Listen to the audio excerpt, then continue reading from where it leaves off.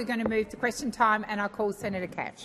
Thank you, President. And my question is to the Minister representing the Prime Minister, Senator Wong. Hamas is a terrorist organisation in exclusive control of the Gaza Strip. Hamas slaughtered 1,200 Israeli civilians in cold blood on the 7th of October 2023, including numerous women and children. Hamas then took hundreds of hostages, many whom they also murdered. And Hamas still holds a number of hostages in their tunnels 2 years later. Hamas routinely uses the people of Gaza as human shields. They use hospitals for military operations, they disrupt the flow of aid of their own population and constantly say that their primary aim is to wipe Israel off the map. Given the brutal terrorist organisation Hamas continues to exclusively control the Gaza Strip, will the Albanese government categorically rule out ever recognising a Palestinian state while Hamas is in control of Gaza? Thank you, Senator Cash. Minister Wong. Thank you, President. I thank Senator Cash for the question, for the opportunity to speak about recognition and also, again, reiterate the same condemnation of Hamas that the government has issued since the horrific events of October 7. So I know that Senator Cash only wants to talk about Hamas. I would say to her, I've answered your question and the questions of your colleagues since this war began about our position on Hamas. Hamas is a terrorist organisation. We condemn them. They are a listed terrorist organisation dedicated to the destruction of the State of Israel. We have a very clear position in relation to Hamas.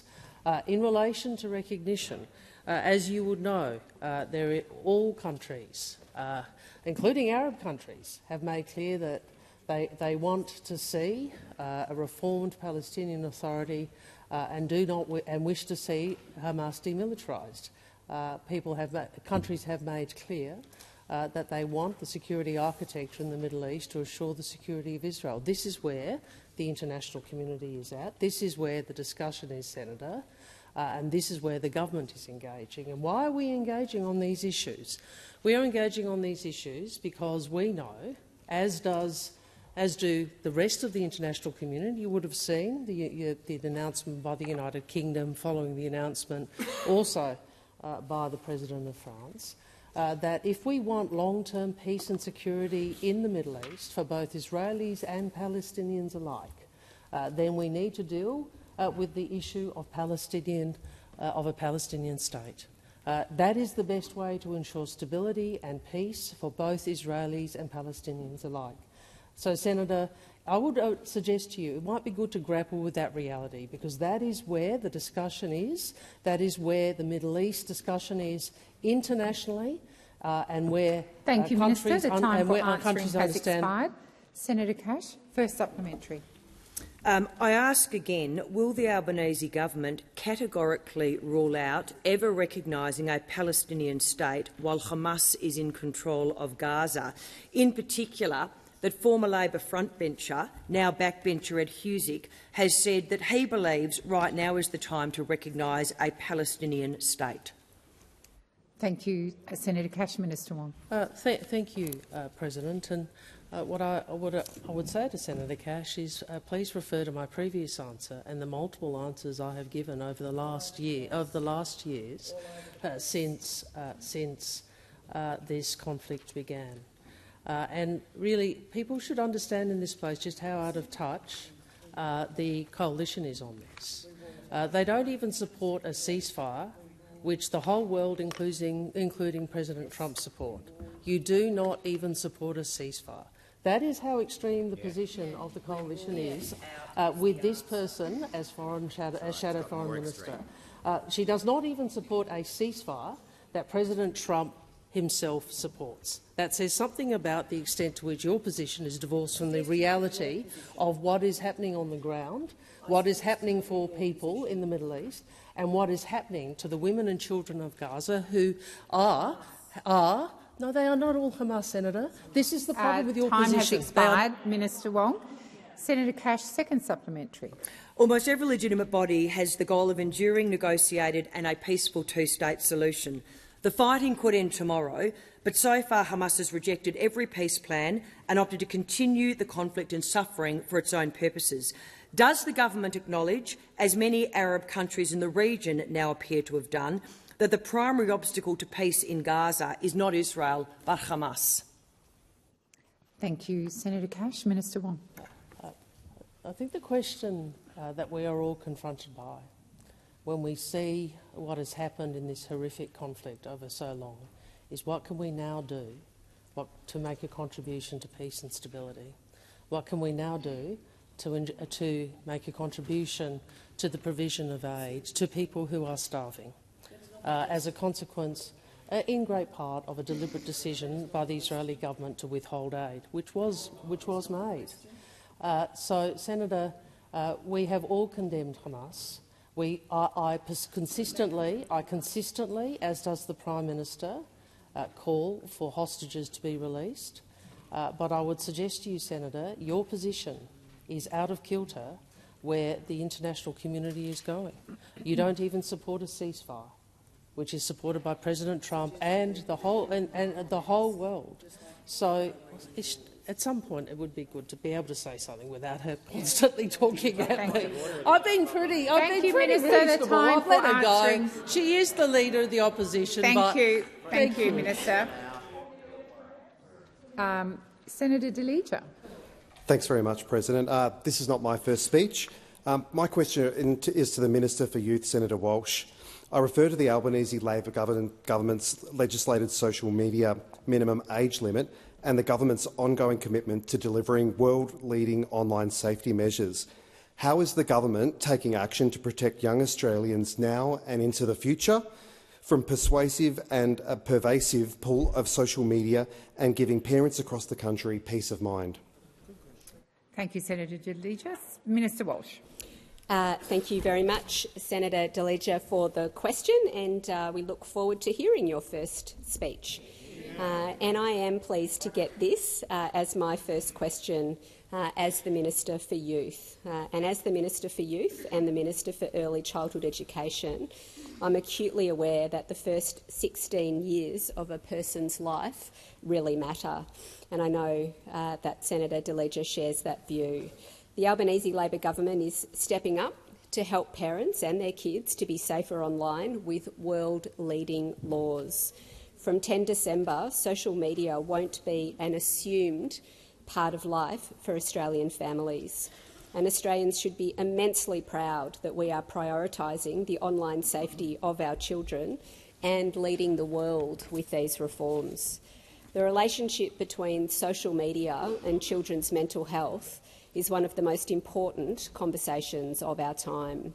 Social media connects us, binds us, but is also used to abuse, control and harass us. Put simply, we want our children to have another 3 years away from the perils of online abuse. The first 16 years of life are incredibly important for a young person's development. There is a place for social media, but there's not a place for predatory algorithms damaging the brains of our kids. Young people will have 3 more years to know who they are before social media assumes who they are. These years shape a young person's trajectory in so many ways, including academic, social and emotional development. They lay the foundation for future learning, health and well-being. We also know the positive early experiences that foster healthy development, while negative ones have lasting harmful effects. And that's why we're delivering this important change for children and for their families. Thank you, Minister Walsh. Senator Delija, first supplementary. Thanks, President. The Albanese Labor government takes the impact and danger of online harm seriously, especially when it comes to our kids. How is the government's historic legislation to delay access to social media until the age of 16 holding big tech companies accountable and families at the holding big tech accountable and families at the heart of decision-making? What will this legislation mean for Australia's young people? Thank you, Senator Delija. Minister Walsh. Thank you again, Senator. And the Albanese Labor government is on the side of families, and we have and will continue to face pressure from major companies. But we can't be clearer. We are on the side of families in this. Delaying access to social media until the age of 16 will protect young Australians at a critical stage of their development, giving them 3 more years to build real-world connections and online resilience. There are heavy penalties for companies who fail to take reasonable steps to prevent underage account holders accessing their services of up to $49.5 million per breach. We want Australian parents and carers to know the Albanese government has your back. We are putting parents before platforms because we know what a gift childhood is, and this gives children back their childhood. Thank you, Minister. Senator Delija, second supplementary. Thanks, President. The social media minimum age rules will deliver on the Albanese Labor government's commitment to protect young Australians at a critical stage of their development. How is the government responding to expert advice from the E-Safety Commissioner and providing more certainty for parents and kids on the upcoming social media minimum age restriction? Minister Walsh. Thank you, President, and thank you again for the question. In response to advice from the E-Safety Commissioner, Ms Julie Inman-Grant, the online safety rules specify which types of online services will not be captured by the social media law, including messaging apps, health and education services. From December, all services that meet the definition of age-restricted social media platform in the Act and are not excluded in the rules will be subject to the social media minimum age law. This law requires social media platforms to take reasonable steps to prevent Australians under 16 from having an account from the 10th of December 2025. The onus is strictly on social media platforms. There are no penalties for under 16s who may gain access to an age-restricted platform, or for parents or educators who may provide that access. Again, Australians should be immensely proud that we are prioritising the online safety of our children and leading the world. Minister. The time for answering has expired. Senator Ruston. Thank you very much, President. My question is to the Minister representing the Prime Minister, Senator Wong. The Prime Minister told Australians on at least 71 occasions, all you need is your Medicare card, not a credit card, and it would be free to see a GP. Minister, does the Prime Minister stand by his promise he made to Australians at least 71 times before the election that all you need is your Medicare card because to see your GP will be free? Thank you, Senator Ruston. Minister Wong. We absolutely stand by the policy we announced in the election and the policies that we implemented previously, and we have made clear, which, yes, as Senator Gallagher reminds me, you actually supported, Senator. That's how good they were. Those policies will see Australians being able to access urgent care clinics, which, as you know, we have increased the number of those both in the first term from what we promised, and now we have committed to further investment in urgent care clinics. And as you know, Senator, they do provide access to bulk billing. And yesterday I took the opportunity to remind you of the history of our investment in bulk billing in this country. In 2023, we tripled the bulk billing incentive for pensioners and concession card holders. Now, when those 11 million Australians go to the GP, they are bulk billed 90% of the time. Wong, please resume your seat. Senator Ruston. Thank you very much, President. On direct relevance, I was quite clear. All I asked the Minister was whether the statements made by the Prime Minister, which categorically state Australians will get free access to their GP, all Australians, will they stand by that? Senator Ruston, I did remind you yesterday, call your point of order. There's no need to repeat the question, and the minister's being directly relevant. Minister, sorry.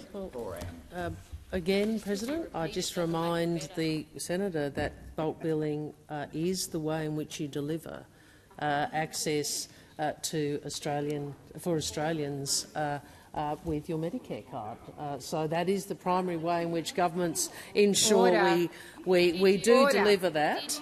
Now, as I said, in 2023, we tripled the bulk billing incentive for pensioners and concession card holders. Now, that means when those 11 million Australians go to the GP, they are bulk billed 90% of the time.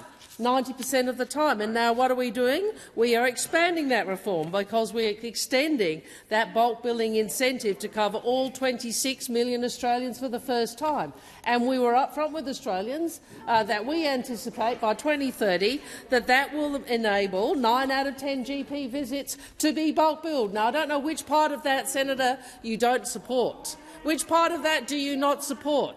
I thought you did support this policy at the last election, or have you reverted to the position Thank you, Minister. that you— The time for answering has expired. Senator Ruston, first supplementary. Thank you very much, President. Minister, if the Prime Minister was indeed telling the truth, why then did Australians spend more than $166 million in out-of-pocket costs at the GP in the month of May 2025? That is $166 million spent by Australians out of their own pockets while the Prime Minister was waving his Medicare around. This is according to the Australian Institute of Health and Welfare. Was the Prime Minister telling the truth? Thank you, Senator Ruston. Minister Wong. So this from a member of a party that wanted to impose a GP tax. This from the member of a party who froze indexation so it became less, not more affordable for Australians to see a doctor. And this from a shadow minister who used to tell people that Medicare was unsustainable, now wants to have a go at us for actually trying to get 90% of Australians the capacity to see a doctor free of charge, to be bulk billed. I mean, this is the policy of the Lee opposition, that they actually do not want to expand bulk billing. Minister, please resume your seat. Senator Ruston. Thank you very much, President. Well, your feigned indignation does not answer Senator the question. Ruston, why are you on your feet? Order, order, order, order. Senator Gallagher. President, we have noticed the tactic of the opposition taking numerous points of order where they just repeat their question. And I'm just wondering whether you could consider that in how you deal with these, because it is apparently just to repeat the question that they already asked. Thank you, Senator Ruston. I haven't called you. Thank you, Minister Gallagher. I did indeed remind Senator Ruston to get to the point of order and not repeat the question. And in your latest attempt to stand up, Senator Ruston, you didn't even suggest it was a point of order. It was just launching into the politics of it. So I think across the chamber everyone needs to think about a point of order and put it in the spirit and the way in which it's described in the standing orders. Senator Ruston. On the response to the point of order, on direct relevance, I would suggest to you, President, that my points of order have always been on relevance. I apologise for not saying it was actually raised on relevance. The minister is not going in any way to answering my question. Thank you, Senator Ruston. The time that you got to your feet before this time, you simply made a statement. You didn't even mention point of order.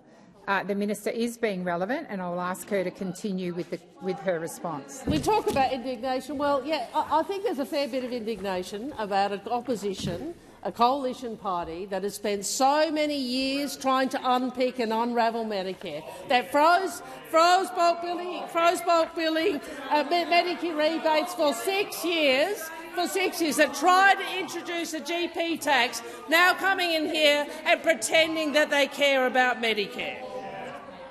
Senator Ruston, second supplementary. Thank you, President. The Prime Minister told Australians on at least 71 occasions that, and I quote, free to see a GP, or I also quote, all you need is your Medicare card, not your credit card. But, Minister, the Australian Institute of Health and Welfare data says that Australians paid almost $2 billion in out-of-pocket costs to see a GP in the year to May 2025. Minister, when will this $2 billion of out-of-pocket costs be reduced to zero, as promised by the Prime Minister? Thank you, Senator Ruston. Minister Wong. Well, as I said, an $8.5 billion investment in Medicare, extending the bulk billing incentive to cover all 26 million Australians for the very first time.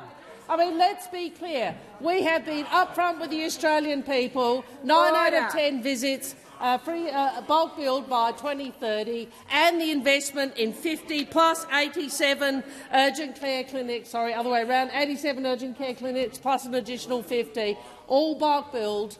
And this is what we do. What do? They want GP taxes, freezes on Medicare rebates, and this shadow minister telling Australians, I'm sorry, Medicare is unsustainable. And now you come in here and say, oh, Well, your policies. Minister Wong, please resume your seat. Senator Ruston. Thank you, Mr President. On direct relevance, I asked the minister a specific question 3 times today now, and she hasn't answered any of them. Could you please bring her to answering the question, unless she can't? Senator Ruston, the minister is being relevant to the question. I'll ask her to continue. President, it seems remarkable, doesn't it, that they don't understand that the way you deliver free access to a doctor is through bulk billing. So she thinks bulk billing isn't relevant to visits to the doctor. Well, that says something about the lack of understanding on that side. Has expired. Senator Whish-Wilson. Thank you, President. My question is to the new Minister for Environment, Minister Watt. Minister, studies have shown that toxic microplastics are infiltrating our lives, our brains, our blood, placentas and lungs. Some projections have oceans containing more plastic than fish by 2050. Next week, your department, or yourself potentially, will attend the final round of negotiations in Geneva to develop a global plastics treaty to end plastic pollution. The Albanese government has claimed to be a leader in these negotiations to date, pushing for legally binding action, not simple voluntary agreements, to reduce plastic pollution in our lives. Minister, do you think Australia's credibility on the global stage is undermined by Australia currently having no legally binding laws of its own at home? Specifically, no federal bans on harmful single-use plastics, no legally binding national waste reduction targets, no legal agreements that hold big producers and retailers responsible for the plastic that they produce and pollute with. Thank you, Senator Whish-Wilson. Minister Watt. Thank you, President, and thank you, Senator Whish-Wilson, who I understand is one of the 2 Green spokespeople for environmental matters. You've got 10. It's Scott Morrison-esque, the number of shadow ministers for the environment in the Greens. Well, happy to meet with all of you individually. I welcome the question from Senator Whish-Wilson, and particularly his inquiry about how Australia can be taken seriously on the international stage about these matters. And I can assure Senator Whish-Wilson that, having recently attended the United Nations Ocean Conference in Nice, I can assure you that we are internationally seen as a world leader when it comes to these matters. What was very clear at that conference was that the commitments Australia has made in general around oceans protection matters, including our commitment to pass legislation to see the ratification of the High Seas Biodiversity Treaty, is very much welcomed, but also the action that we've taken as a member of the High Ambition Coalition when it comes to the plastics treaty that Senator Whish-Wilson is asking about is also very much welcomed. I participated in an event at that conference that included representatives of upwards of 80 countries who are members of the High Ambition Coalition for signing that plastic treaty. Senator Whish-Wilson is correct that in the next few weeks the treaty will be up for discussion at the relevant conference in Geneva. That is not a conference I will be attending because I will be hard at work here in Australia. But we do take these matters seriously about plastic pollution, and I do seriously welcome the interest from Senator Whish-Wilson, who I know cares about these matters very deeply. The reality is that plastic pollution is a global problem. It's going to need global solutions, but we are in the meantime getting on with work domestically, and I'm happy to talk more about that should there be some further questions. Thank you, Senator Watt. Senator Whish-Wilson. Thank you, Minister. I'd be happy to go in your place if that helped. It does stick out like a sore thumb that, while claiming to be a driving force behind the High Ambition Coalition for Ending Plastic Pollution globally, your government has not legislated binding action on reducing plastic pollution at home. Minister, will you today take the opportunity to show the necessary leadership by committing to this chamber to legislate reform to tackle the plastic waste crisis in this term of parliament? Thank you, Senator Whish-Wilson. Minister Watt. Thanks, President, and thanks, Senator Whish-Wilson. Of course, I would expect Senator Whish-Wilson to focus on particular aspects of this issue that the government continues to work on.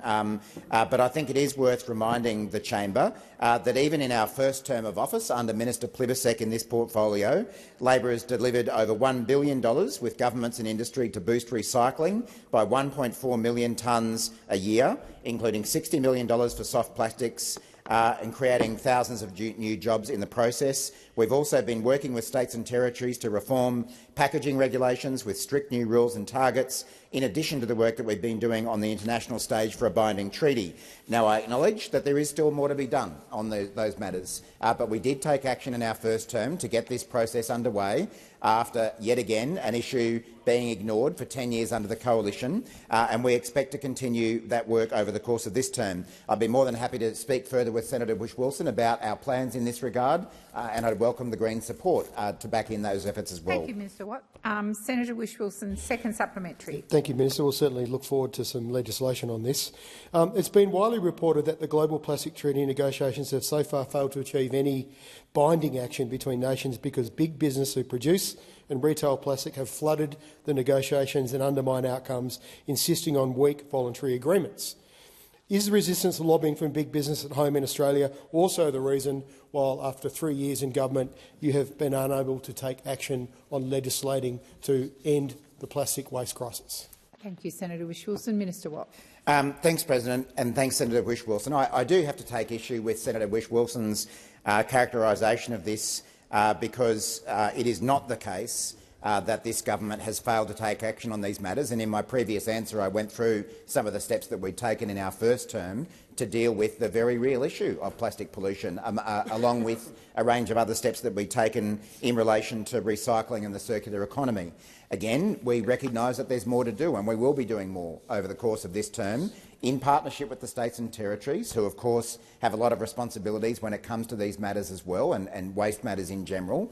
But I am aware that, like we see at many international conferences, there are some countries who aren't as supportive of action as Australia is, as many other nations are, but we'll be working very closely with those other members of the High Ambition Coalition to get that plastics treaty done and to really take another step towards better regulation of plastics in the future. Thank you, Minister. Senator Marielle Smith. Thank you, President. My question is to the Minister representing the Treasurer, Senator Gallagher. Today, the Australian Bureau of Statistics released new figures that show that headline and underlying inflation are at their lowest rates in 4 years. Can the minister update the Senate on the latest economic data and tell us what progress has been made in the fight against inflation? Thank you, Senator Smith. Minister Gallagher. Thank you, President. I thank Senator Smith for this really important question. And we have had some very pleasing results out of the ABS with their inflation data released this morning. It does show that both headline and underlying inflation have fallen to their lowest rates in almost 4 years. It also shows that headline inflation has been now in the band for a full year. Trimmed mean inflation was also down when we compare data from the June quarter to the March quarter. And I'll just remind those who weren't here last term, when we came to office, headline inflation had a 6 in front of it and was rising. It is now about a third of that. Wow. When we came to office, trimmed mean inflation was 4.9% and rising. It's now almost half of that. Quarterly and monthly inflation down, headline and underlying inflation down, goods and services inflation down, tradable and non-tradable inflation down. On all measures, we can see that the substantial progress and welcome progress has been made in the inflation challenge that has affected all countries, and particularly here. Great to see that inflation now well and sustainably within band. At the same time we've been doing that, we've been getting real wages going again, living standards are increasing again, 2 surpluses, we've got the debt down, interest rates have come down. But we know the job isn't done. There is more work to do. We acknowledge that.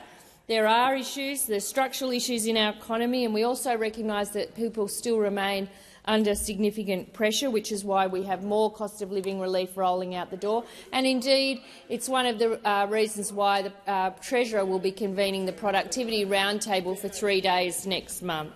Thank you, Minister. Senator Marielle Smith, first supplementary. Thank you, Minister. The Albanese Labor government has worked hard on the global fight against inflation. Our government has continued its key focus on cost of living measures to help households deal with the impact of higher inflation, as we also work on budget repair. Minister, how important has budget repair been in this fight against inflation? Thank you, Senator Smith. Minister Gallagher. Thank you, President. I thank Senator Smith for the supplementary, and she is right that budget repair has been a key focus of both the Treasurer, myself in the finance portfolio, but the whole government over the last 3 years. And I think what the data out of the ABS, but also the fact that we've delivered $100 billion worth of savings since we came to government, show that the Australian Labor Party is actually the party of responsible economic management. That has been well and truly consolidated with the approach we took over the last 3 years, and we will continue it in the next term as well. So we have made a number of savings right across government. As I said, $100 billion, $94 billion of those in savings delivered last term, and then, of course, we announced $6.4 billion worth of savings in the election campaign that will be achieved over the next 3 years. Minister. Senator Mariel Smith, second supplementary. Thank you, Minister. What other measures has the Albanese Labor government invested in that will continue to help households this year? Thank you, Senator Smith. Minister Gallagher. Thank you very much, President. I thank Senator Smith for the question, and I can note how silent those opposite are. You notice? I mean, every other time they're not. We know Senator Canavan called you irrelevant, but now you're almost invisible. You're irrelevant and invisible, and I know those opposite are going to hate this, but our government, when we look at what we came into, where we arrived in 2022 and where we are now, employment is up, participation rates are up, gender pay gap is down, women employed full-time up, manufacturing jobs up, industrial disputes down, annual headline inflation down, annual wage growth up, annual real wages up. That is what a Labor government delivers: responsible economic management, budget repair, dealing with inflation and making sure people can earn more and keep more of what they earn. Thank you, Minister. Order. Order. I do acknowledge the quiet from the other side, and I would ask you, I am in charge of the chamber, so if a minister encourages you to be noisy, please ignore them. Senator Tyrrell. Good advice, President. Thank you. My question is for the Minister representing the Minister for Infrastructure, Senator McCarthy. In April 2025, the Albanese government announced an increase to the Tasmanian Freight Equalisation Scheme's assistance rates over 2 years. For Tasmania, the cost of living is the cost of shipping. What we buy comes in on ships. What we sell, we ship out. But when I chaired the 2024 Select Committee into the operation of the scheme, I heard that the thing Tasmanians want most urgently and need most critically is streamlining. The TFS is slow to administer, slow to deliver, overtly complicated to apply, and for many producers the juice ain't worth the squeeze. Tasmanian industry spent all federal election listening for some commitment from Labor and the Coalition to modernise this bureaucratic and outdated scheme. I didn't hear one. Did I miss it? Thank you, Senator Tyrrell. Minister McCarthy. Thank you, President, and thank you, Senator Tyrrell, for the question. And no, you would not have missed the fact that our government has committed very strongly to Tasmania. We have delivered on our election commitment to increase assistance under the Tasmanian Freight Equalisation Scheme, and we are backing Tasmanian communities and businesses by boosting the TFS payment by 25% for the next 2 years, so they do get a fair go. Thank you, Minister. Senator Tyrrell, first supplementary. Thanks, President. Big businesses can't afford to have someone on payroll who just handles TFS applications day in, day out. For small businesses, you can't do that. So most of the money paid out under the scheme currently goes to the big producers. Of Tasmania's 130-odd registered exporting businesses, 5 of them receive 1/3 of the TFS reimbursement. Without reform, won't your 25% increase just go to the big players and not help out the little guys? Thank you, Senator Tyrrell. Minister McCarthy. Thank you, President, and thank you, Senator Tyrrell. Naturally, our election commitment to Tasmania is an important one. Clearly, if there are those particular issues that you have in terms of the people that are coming to you. I know that the minister would like to hear from you directly in terms of those particular stakeholders, but I do say that we were very clear throughout the election campaign, President, that we were very clear on delivering our election commitments right across Australia and indeed especially in Tasmania, and it's wonderful to see the Tasmanian representation that we do have in our government. Thank you, Minister. Senator Tyrrell, second supplementary. Thank you, President. During the election, you also announced an independent review to ensure TFS is fit for purpose. Do you not already know whether it is fit for purpose? I can't understand how there's any doubt on this question. Labor was represented at the Senate Select Committee public hearings. Former Senator Urquhart was there. You heard from witnesses and read the submissions. They told you it's not fit for purpose verbatim, repeatedly. What do you expect in your quote-unquote independent review will tell you? Thank you, Senator Tyrrell. Minister McCarthy. Thank you, President. Senator Tyrrell, I believe I have answered your questions in regards to our commitment to Tasmania and TFS, but I will take on board some of those points you've just raised and get back to you. Thank you, Minister. Senator Bragg. Thank you very much, President. And my question is to the Minister representing the Prime Minister, Senator Wong. Now, as you may recall, Minister, last week you did not know how many houses the Housing Australia Future Fund had built. My question is, do you know the number they've built as at today? Minister Wong. Well, I'm asked about housing numbers. Can I give you a housing number, Senator? I'll give you the number of 80,000 homes that you are trying to stop being built. 80,000 homes that you are trying to stop being built, with the position that you have announced in the opposition to the built-to-rent regulations. Now, I would make this point. We are getting on with a job. We are delivering 55,000 social and affordable homes. 18,000 homes are in planning or construction through the HAF. Senator Bragg. I'm reluctant to have to raise a point of order, but the question was very clear. How many houses has the Housing Australia Future Fund completed, built? Order. Order. Order. I believe the minister is being relevant. I will listen. Thank you, Senator Bragg. Already 18,000 homes in planning and construction through the Housing Australia Future Fund and the National Housing Accord. But I'll give you another number, Senator. I'll give you another number. 5,000 social and affordable homes that during the caretaker period we asked you for support to sign contracts on. 5,000 homes, and you refused. You refused. So this opposition... Order. Order. I can barely hear the minister's response. Minister, please continue. President, so not only, President, did the coalition delay the Housing Australia Future Fund, thereby holding up additional supply, people... Order.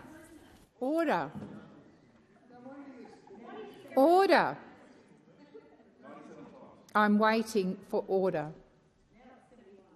Senator Ruston, I'm not quite sure which part of me calling for order you failed to respond to.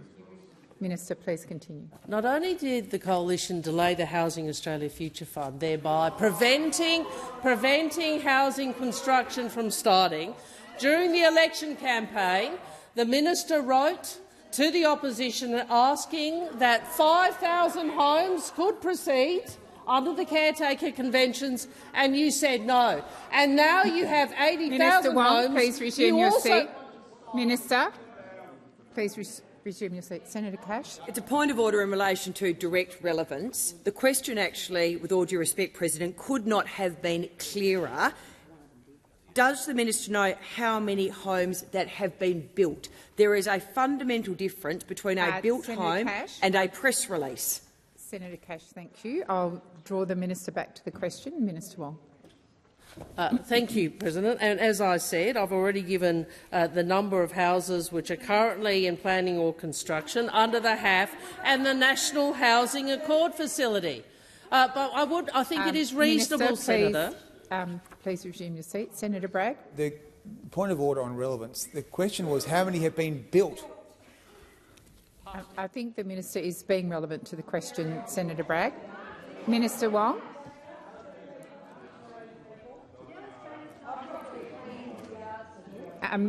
Minister Wong. Am I? Yeah, I've called you. Sorry. Senator Bragg, I know that you don't want to see 580 HAF projects in Maryland's delivered, 10 in Casino and Gaza. Thank you, Minister. 144 in Maroubra, 221 in Macquarie Park and Lane Minister. The time for answering has expired. Senator Bragg, first supplementary. All right. Thank you very much. Okay. Well, thank you. Order. Okay, I'm not a member of that club. Thank you. Senators.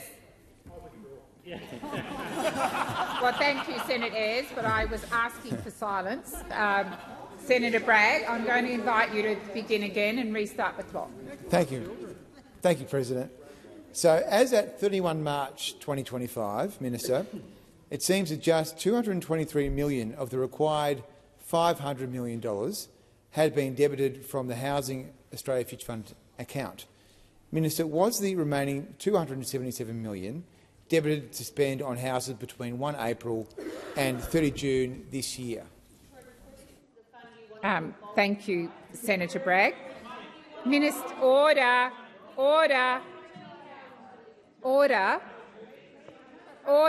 Senator Wong, I haven't called you. I'm sorry. I'm trying to get order in the chamber. Minister Wong. Sorry, President. Thank you for calling me. So I'm asked a question by Senator Bragg, or Braggy as his colleagues call him. I quite like that. About the lack of expenditure on a fund that they wanted to abolish, that they held up, and during the election they refused to allow expenditure from. So just so I get that clear, Senator Bragg, you're asking for expenditure from a fund that you wanted to abolish, that you opposed and held up, and that during the election campaign— Order.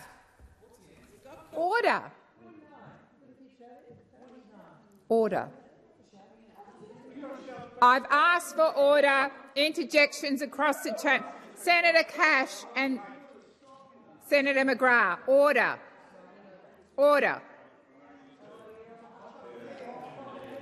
Senator McGrath, come to order. Senator McGrath and Senator Wong. Minister Wong, please continue. I again repeat it because it really bears some repeating, doesn't it? The Coalition is asking us why there hasn't been more spent on a fund that they opposed and wanted to abolish. Their election costings abolish it. I'm not surprised you're embarrassed. Minister Wong, please resume your seat. Senator Bragg. On relevance, the question was about the financial outgoings of this scheme. That's right, and you asked about the scheme, and the minister is entitled to respond to your question, and the minister is being relevant. Minister Wong. But it is interesting, President, that they complain about the money out of the scheme being less than it should be, when they actually wanted all of it abolished, where they held it up, and they, during the election campaign, refused to agree to 5,000 houses being commenced out of the house. Thank you, Minister. The time for answering has expired. Senator Bragg, second supplementary. Well, I think we'll just have one more go at this. So the question is, how many houses have been built as at today, and how much of that money was spent in the last quarter of the last financial year? It's two simple questions. Minister Wong.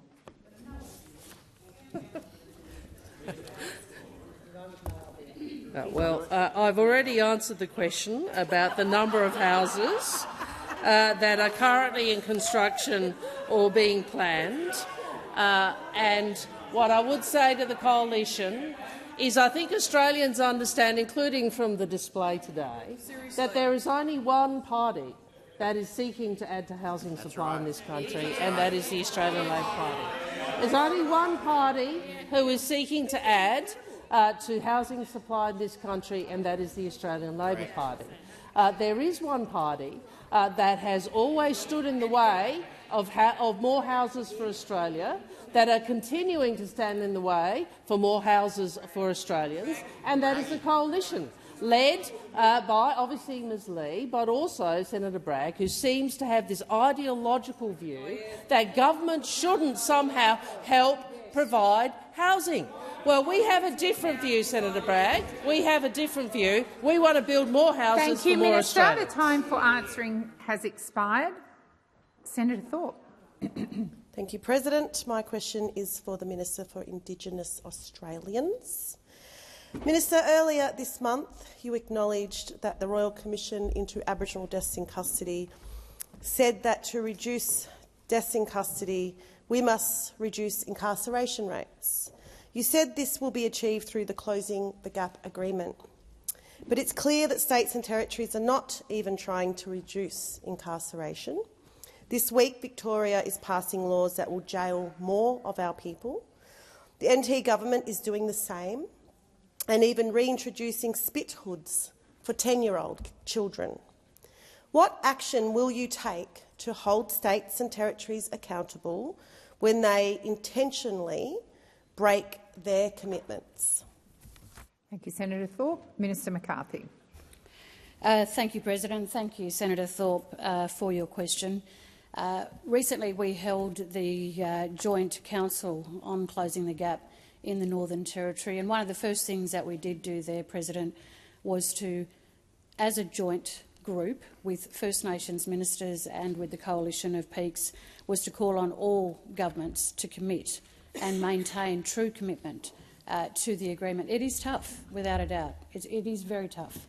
There are no actual penalties in that agreement as to not agreeing to it.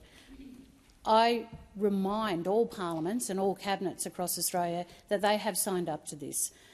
Both sides of the political spectrum have signed up to it, President, and it is very, very tough, Senator Thorpe, to be able to ensure across the country with all of those jurisdictions that they adhere to that, in particular the area of justice. We've seen rising numbers of Indigenous people being incarcerated, both youth and older people, in particular in a number of states and the Northern Territory. But I have to keep working at it, Senator Thorpe, and I have to keep working with my colleagues here in the federal parliament on all sides, but especially in the cabinet. Thank you, Minister. Senator Thorpe, first supplementary. Thank you. The Northern Territory Land Councils and NARJA are calling for federal funding constraints on the Northern Territory government. They know the Commonwealth has more tools at its disposal to drive progress. When will you acknowledge that conversations are not working and withhold funding from states who introduce laws that harm our people? Thank you, Senator Thorpe. Minister McCarthy. Thank you, President. And that is correct, Senator Thorpe, with the organisations in the Northern Territory, in particular the land councils. They are calling for strict control on the funding that goes to the Northern Territory. The difficulty here, Senator Thorpe, is that nearly 80% of the Northern Territory budget comes from the Commonwealth. So we have to be responsible in our response to the Northern Territory, but we also have to be responsible to all citizens of the Northern Territory who receive that. And I am looking at those numbers, and I am looking at those links in terms of the federal agreements, but not just for the Northern Territory. This also has to be about the federal agreements and the communications that we have with all states. Thank you, Minister. Senator Thorpe, second supplementary. Thank you. The count has just passed 600 deaths in custody since the Royal Commission. We've had 17 deaths this year. This is not slowing, and incarceration rates are rising. We know the Commonwealth has powers that you've chosen not to use yet. When will you use all the powers you have to stop this? Where is your red line, Minister? Thank you, Senator Thorpe. Minister McCarthy. Well, we don't want to see any deaths in custody, any death, any Australian die in custody. You go into custody, you go into prisons for a reason. Sometimes those reasons are fair and sometimes they're unfair, but we certainly want to see people come back out if that's what they're in there to do. I think that's really important to point out. But in terms of what we're trying to do, I am working with the Attorney-General, who I'm very pleased to see is taking this on and has met with you also, Senator Thorpe, which is an important step in terms of trying to look at the issues around the Royal Commission into Aboriginal deaths in custody, the outstanding recommendations, your calls for an oversight. We are taking that very seriously. And we are also looking at this conversation more broadly with all of the Attorney-Generals across the country at SCAG when they meet next month. Thank you, Minister. Senator Whittaker. Thank you, President. My question is to the Minister for Environment and Water, Senator Watt. Yesterday, the Minister for Climate Change and Energy announced further support for renewable energy projects, delivering a commitment the Albanese Labor government made to the Australian people at the last election. In order to achieve our ambitious target for renewable energy generation, environmental approvals need to keep pace with this rollout. How are timely approvals through the Minister's Department supporting our nation's goal of achieving net zero by 2050? Thank you, Senator Whittaker. Minister Watt. Thanks, President, and thanks, Senator Whittaker, another terrific advocate for Western Australia, joining our ranks. Well, yesterday the Albanese government did announce that we will substantially expand the capacity investment scheme by 25%, and that means we will underwrite the construction of 40 gigawatts of large-scale solar, wind and storage by the end of the decade. In capacity terms, this is nearly twice as much energy infrastructure as the country's existing coal-fired power fleet.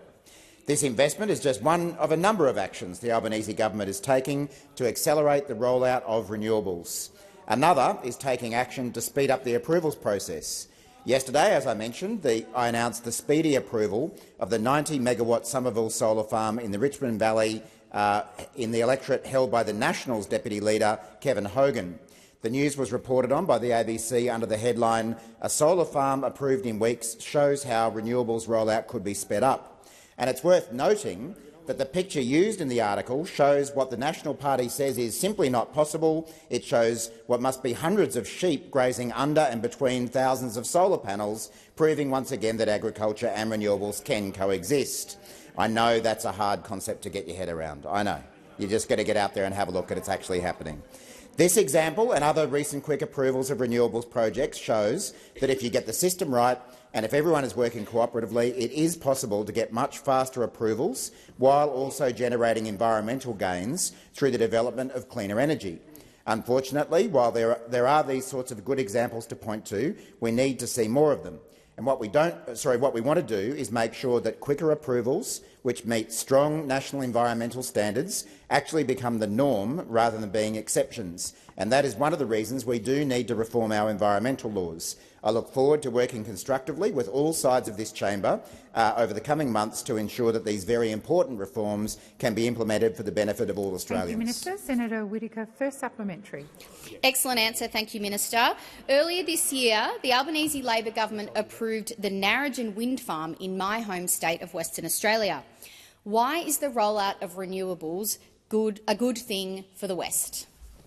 Thank you, Senator Whittaker. Minister Watt. Thanks, President. Well, Senator Whittaker is right. The Narrogin wind farm in Western Australia's wheat belt was approved by the Albanese government on the 1st of May, and it's expected to generate enough power for 130,000 homes. It is sad, though, to see projects like this not being supported by everyone in Western Australia. And as I mentioned yesterday over the weekend, we all saw Senator Cash up to no good backing an anti-net zero motion at the Western Australian Liberal Conference. When her party leader, Susan Lee, is desperately trying to hold her party room together, why would the Liberal Senate leader be so publicly opposed to her own leader? Well, News Limited columnist James Campbell had a bit to say about this, and he said, and I quote, "To some of her colleagues, the way Senator Cash is behaving is reminiscent of how Nick Minchin did everything he could to make Malcolm Turnbull's life hell when he was the Liberal leader in 2009. So rather than the Coalition Senate leader bringing good policy up, she's working to bring the Coalition leader down." Thank you, Minister. Senator Whittaker, second supplementary. Thank you, President. The Albanese— Order. The Albanese Labor government is unified in its approach to investing in renewables to achieve net zero by 2050, which will ultimately protect our precious environment. How important is policy certainty around our energy market, particularly for business investment around the country? Thank you, Senator Whittaker. Minister Watt. Well, thanks, Senator Whittaker. Our government's position on protecting the environment by investing in cheap and green renewable energy is clear. But what isn't clear is the Coalition's position on this matter, because we've now got this incredible situation where the Leader of the Coalition in the House of Reps is supportive of net zero, but the Leader of the Coalition in the Senate is not. And this week we've learned that even the Coalition Senate team are deeply divided on net zero. We've seen Senator Cash and Senator Canavan in a unity ticket fighting net zero, but last night Senator Sharma went where few moderates dare to go, Sky After Dark, to say, and I quote, "We need to certainly listen to the voices in the party room, but we also need to remember that we've lost a lot of people from this room, and they're the seats we need to win." Imagine that, a coalition member who thinks it's actually worth listening to the millions of Australians who support net zero. Senator Sharma, it must be a very lonely place over there in that party room at the moment, because whether it's climate, education or housing, the divisions run deep in the Liberal Party as Senator Cash tries to tear Susan Lee down. Has expired. Senator Canavan.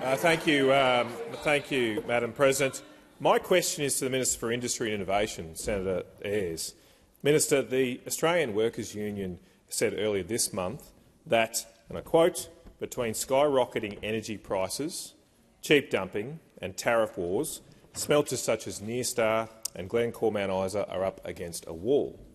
Does the minister agree with the Australian Workers' Union that the skyrocketing energy prices, which his government has presided over, are risking good union jobs at Australia's manufacturing smelters? Thank you, Senator Canavan. Minister Ayres.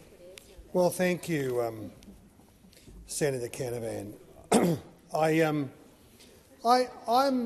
very pleased, I have to say, with the contribution that Mr Farrow, as leader of the Australian Workers' Union, and his union, which has very strong membership and has a rich history of collective bargaining and representing that important sector of Australian manufacturing, has had to say about the importance of that sector.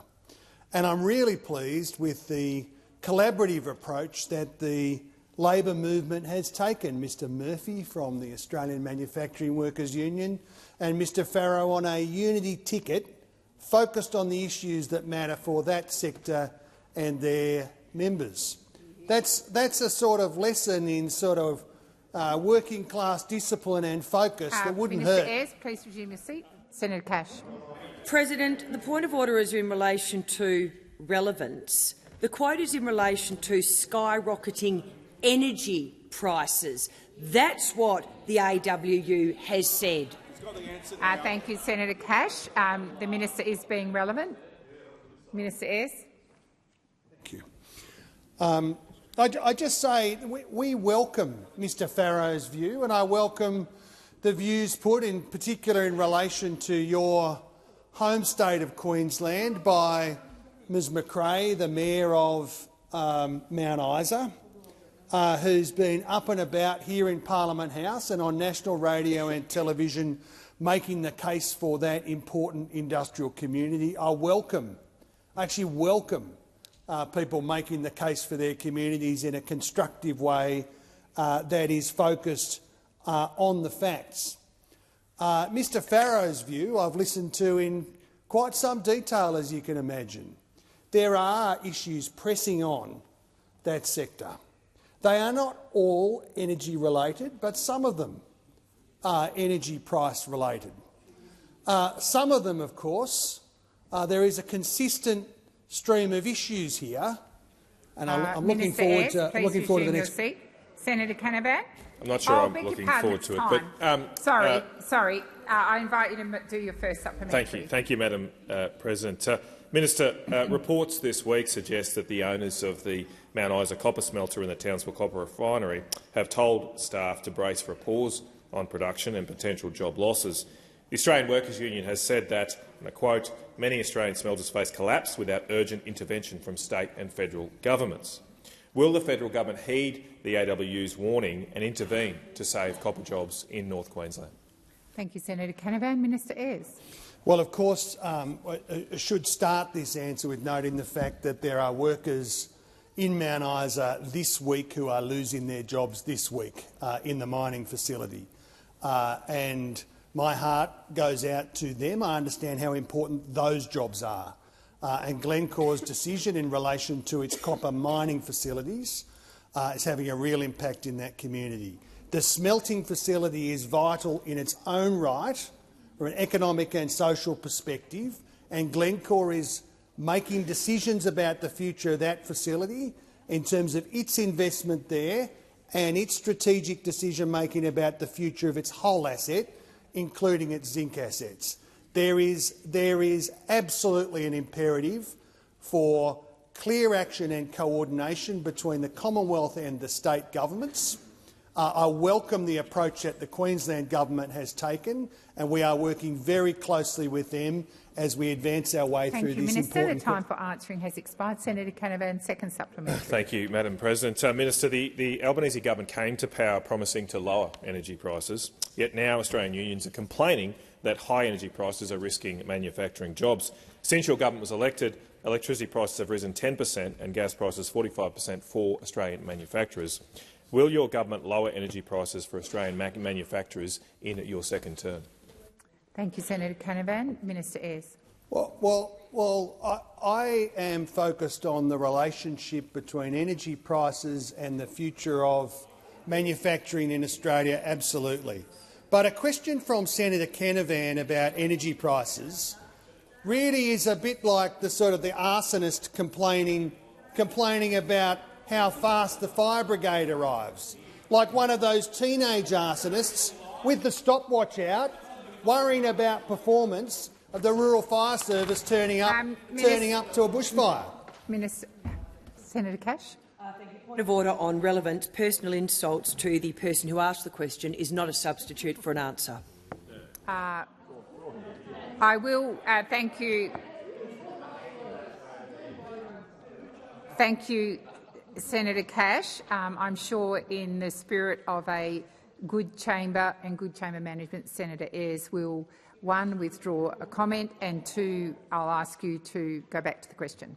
Well, I withdraw it, and I broaden the observation out to what happened after a decade of mismanagement, disinvestment, policy uncertainty, an absolutely scrambled egg of energy policy mess that has left the Australian energy system and this government with an enormous amount of work to do to recover what has happened to energy and Australian manufacturing over the course of that decade. Senator Wong. Thank you, President. I ask that further questions be placed on notice. Thank you.